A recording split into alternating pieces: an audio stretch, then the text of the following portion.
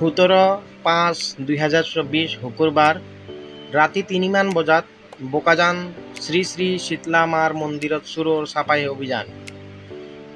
অভিযানত চোৰে মন্দিৰৰ পৰা বহুতো সোণৰ অলংকাৰ লৈ উধাও হয়। আপোনালোকে স্ক্ৰীনত প্ৰত্যক্ষ কৰিছে দুজন চোৰৰ চাপাই অভিযান। এই মন্দিৰত আগতেও এবাৰ চোৰৰ চাপাই অভিযান চলাইছিলে। কোনোবা সদায় ব্যক্তিয়ে যদি চোৰক চিনাক্ত কৰিব পাৰিছে তেতিয়াহ'লে আপোনালোকে কমেণ্ট বক্সত গৈ কমেণ্টত জনাব বুলি অনুৰোধ জনোৱা হ'ল।